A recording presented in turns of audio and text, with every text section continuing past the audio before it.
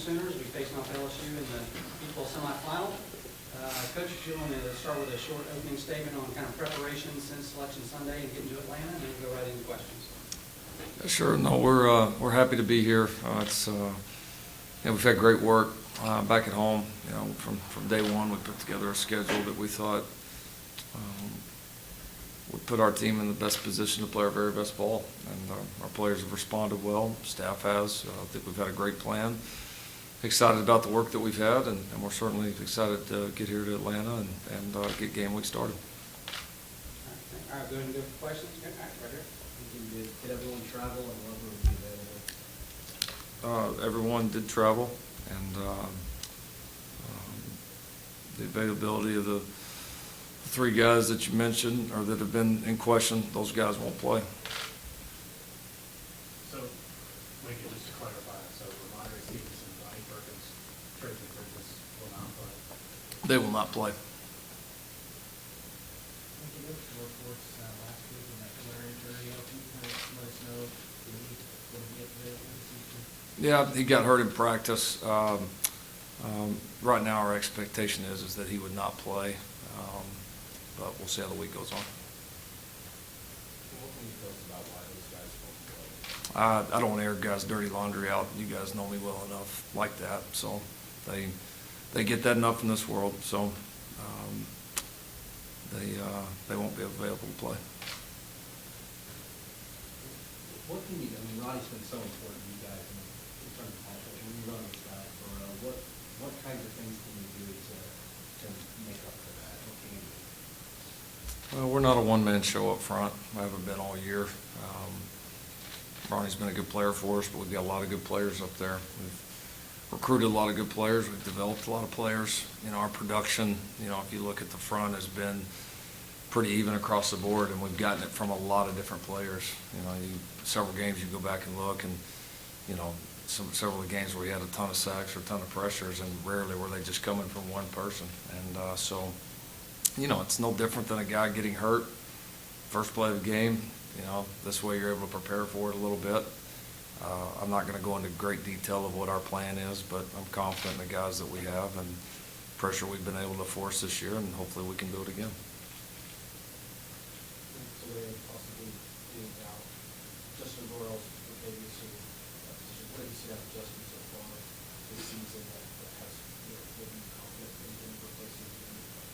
Well, we've got a lot of guys that are. I think Coach Grinch has done an outstanding job of developing those guys, and we've had a lot of kind of bumps and bruises throughout the year. Played a lot of different lineups. We've, as we talked about so much, especially at the beginning of the year, it seemed like a hot topic. We were playing so many different players, and that's when, times like this is when those things matter and when they show up. And so, Justin's had a very strong year for us, but we have a lot of players that have as well, and so we'll put the best ones out there, and we've got guys that are experienced and ready to play well. What about They're doing fine. Yeah, they're doing fine. Running back, TJ Slater, how important is he coming out and launching out? Yeah, no, TJ's going to get some opportunities. He was a guy that we honestly felt like coming into the season. I remember it felt a lot like Rodney Anderson a few years ago when we still had Samaje and Joe. It was kind of like, man, these two guys are pretty good, but this guy's practicing so well, and Rodney at the time, like, we got to find ways to get him involved. Rodney ended up getting hurt that year. We kind of felt the same way about TJ coming in. We had some experienced guys that had produced in the past that are very good players, but TJ was practicing so well that we were just saying, man, we're going to have to find ways to keep getting him involved because he's just getting better and better. And he got injured as well, and missed the first half of the season, but he's come back, done a lot of work behind the scenes. A lot of confidence in him. I know he'll be ready.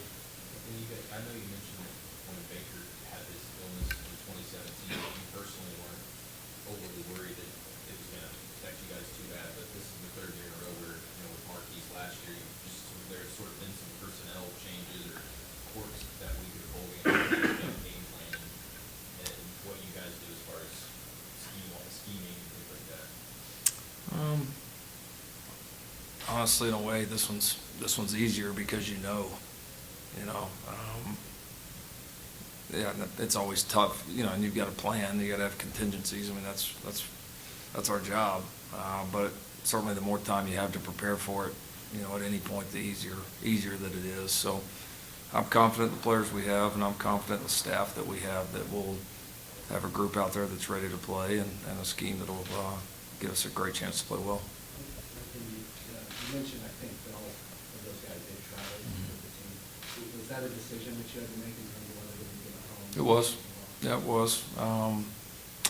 But, you know, wanted those guys here. They're able to practice, able to help this team win in a different way right now.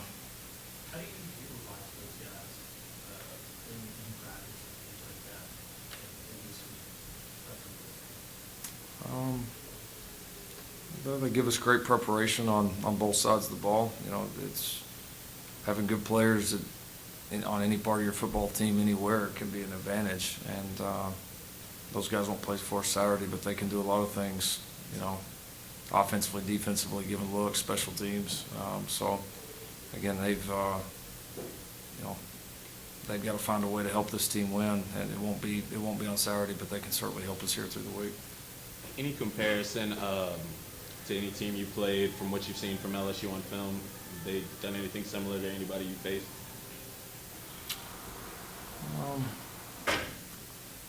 I mean, there's comparison scheme-wise, you know, especially in this league historically, you know, when you look at them offensively. I mean, there's a lot of comparison scheme-wise, but yeah, they're unique in their own ways, and it's the combination of the scheme and certainly the players that they have. So, you know, we know it's going to be it's going to be two really good football teams going at it. We're both here for a reason. They're here for a reason, and so it's going to be fun. And then you Flat Edward Dealer has been banged up. How much have you been able to see of the other two guys? Have you been able to get a good read on them? Yeah, we have. I mean, it's you know, to give them credit, it doesn't look like a huge drop off when the other ones are in. So they've obviously recruited well. They've got some depth, you know, and that's key at this point. I mean, this point of the year, you're going to have guys get banged up. You're going to have things happen, and a lot of times the 4 teams that are here because they're your first 11 are pretty good, but most of the times we've got some quality depth behind, and we're able to, when a great player's out for whatever reason is, you're able to plug the leak and kind of keep on churning. And you know, LSU's been able to do that at running back from what we've been able to see, and we've been able to do that at certainly multiple positions this year too. Are those the only 3 guys suspended, or were there other players who would be out as well? No, right now those are the 3. You've been here 5 years. Can you know, I don't want to put pressure, but can you tell that this program really creates that national championship? It's been nearly 2 decades since they won. I don't feel it from a multi-year standpoint. I think this team craves it right now. I mean, that's, you know, this program has a long-standing history of great expectations, and that is, I think you feel that all the time, every year, no matter where you're at here, and it's a great thing because I think it helps push us to continue to play at the level that we have. But as far as expectations for that and feeling it, no, I think it's just you're showing the moment with this team and these coaches and these players, and it's because right now that's what's gonna help you win it. And so certainly you want to do it for the program and for all the people that are involved or have been involved. But you know, we're the only ones that can do it right now. I think Ed said something that you told him about that counterplay when you guys talked at one of the NFL drafts, was that you told him that he had to commit to working on it. What else do you remember telling about the counterplay, and did you ever find yourself saying, I've got to commit to this play more in practice? Yeah, I vaguely remember the conversation. Yeah, we had a good talk. I remember talking about the play a little bit. Nothing too in depth. But yeah, I mean, I think it's been one of those plays for us that And a lot of plays are like this. I mean, a lot of times you're going to get out of plays what you put into them. And if you're going to be good at something consistently, you've got to, be able to put the work into it. And that's been one of the things that we've chosen to do, and it's been a good play for us. All right, time for two more before we bring up the players. We saw Alex Rose in New York at the Heisman ceremony. And we've heard Alex and Jalen talk about their relationship with each other. Is that unusual for a quarterback and defensive coordinator to have that kind of relationship? And how have you seen that sort of come together over these last 12 months? I wouldn't say it's unusual. I think I know Baker and Mike had a really good relationship. Now you get that develops through the year with your defensive coaches. You may not be in the meeting room with them all the time, but you're going against those guys all the time throughout the year, and the competitive side of it. Then I think too, obviously coordinator is going to be one of the bigger leaders on your team, and your quarterback's always going to be one of the bigger leaders on your team. So there is some shared bond there, and so no, it was fun. It was good to have Alex and Becky there. Something they hadn't been able to experience, so it was fun to be able to enjoy that with them, and yeah, that's about it. I know you weren't, sorry, That's all right, these two, and then I know you weren't the head coach at the time, but Jacob Phillips is a guy at LSU that played from Oklahoma to LSU. Did you guys, was that an impact for you guys as a program? And what have you seen from him at LSU on tape that shows out that he's really good player? Yeah, no, I don't. I wasn't head coach at the time. I remember when it happened, but didn't know him very well. Yeah, no, he's been a good player for him, no question. Been productive. Made a lot of plays for him, so it certainly looks like he's done a good job, and obviously it's turned out well for them, and we're pretty happy with the guy playing inside linebacker for us too. last question right here. Is this the only game that those three will be suspended? They're suspended right now. That's where I'm leaving it. All right, thank you, Coach. All right.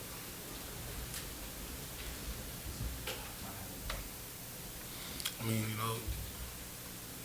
that's our guy, but, they can't really worry about that right now. We still got a job to do. We're just trying to focus on that.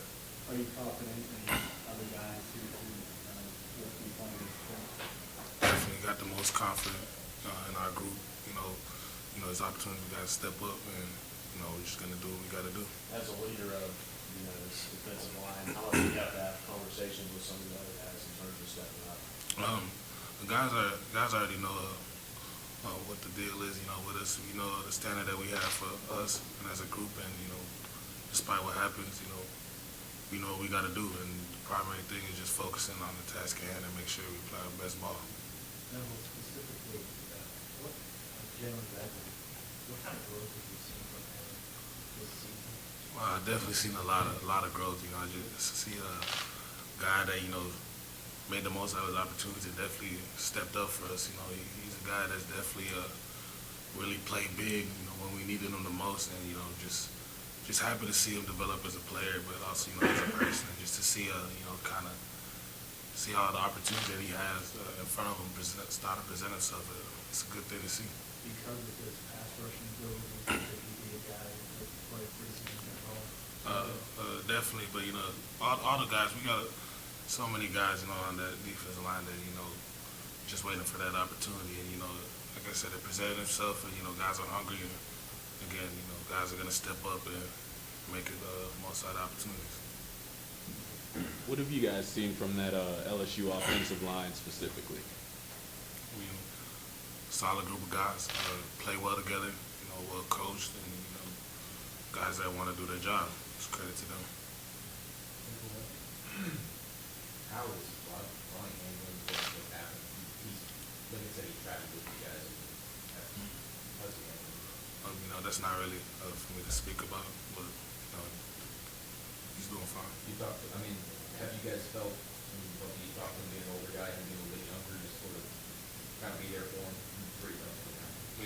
That's my brother, but obviously I'm not here to really talk about that, but it is what it is. What's the challenge of playing Christmas in the middle of the week? You playing a good game? The challenge, more so just opportunity. Obviously, you know, you can't really get caught up in the other stuff. Obviously, you know, a lot of us would love to be at home, but you know, you have an opportunity to play a ball game, and you know, to do what we do. So, can't really, we're here. You know, we're gonna make the most of it. Obviously, nobody's going home, so you know, gotta get to it.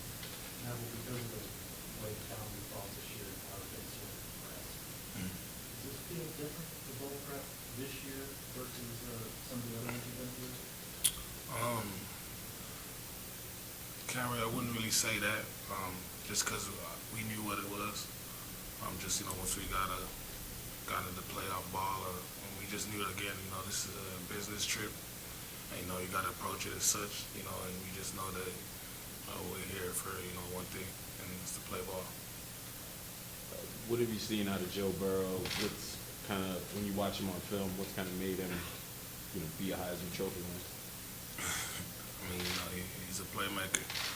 Obviously, you know, he's done a lot of really impressive things.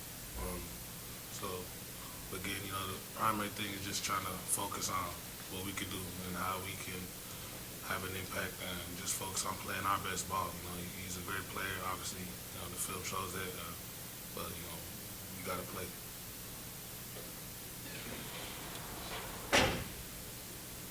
Go ahead, whenever you guys are ready. Nick, how does it feel personally for you to be here? Grateful, especially being my last year. Still have a chance for a national championship. You can't ask for more.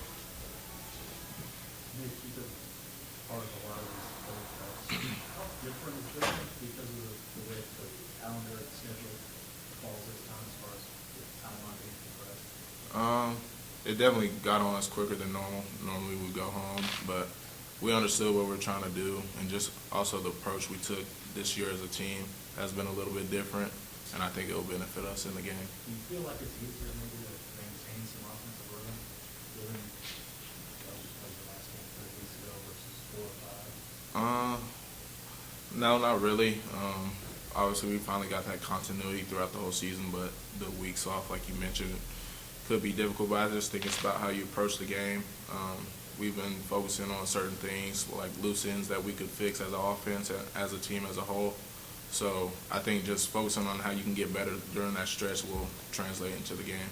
Nick, how many guys can go through 6 bowl trips? Yeah. Bowl preparation. I mean, does it feel strange this is kind of the last night? Yeah, I haven't really thought about it too much. I'd say if I knew this was my last game, I'd probably approach it different, but just having that chance to play another game after this, I'm more so focused on the task at hand rather than trying to soak it all in. Is that a favorite trip so far?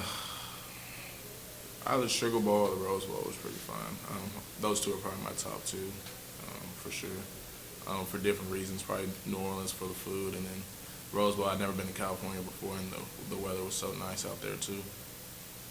Focus on, you know, after what happened last year, falling behind, is Alabama starting faster, sort of the importance of coming out and keeping. Yeah, definitely. Yeah, that's kind of been one of our main points throughout the bowl prep, is just starting fast, amongst other things. But yeah, that's kind of been an Achilles heel when we get in these type of games. It's just starting fast and what it takes to start fast. Just doing what we do, making routine plays, things like that. What does it take? I mean, I think it's hard to probably just come out and decide you're just going to play the best football, and that sounds easy. Right. What's something that you can do to control that? Just focusing on what's made you successful to get you to this point, playing in a playoff game. Just making routine plays and not beating yourself or putting yourself behind the chains or little things like that, not getting unnecessary penalties, just playing clean football. I think that will help get you to start fast. What are some of the challenges you've seen from this LSU defense?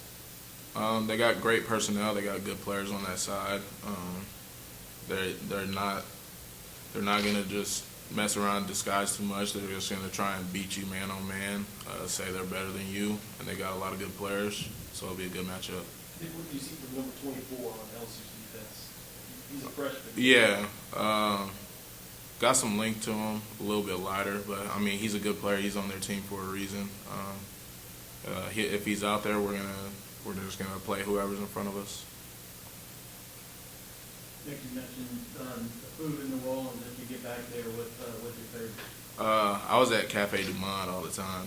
The beignets, that was my thing. I wasn't too big on the Cajun seafood, even though my last name's Creole. I got a little bit of family down there, but those beignets were my thing out there. Where's your family? My grandfather, you know, he's deceased. He grew up in LeBaron, Louisiana. Anything else for Nick? All right, thank you. Thank you.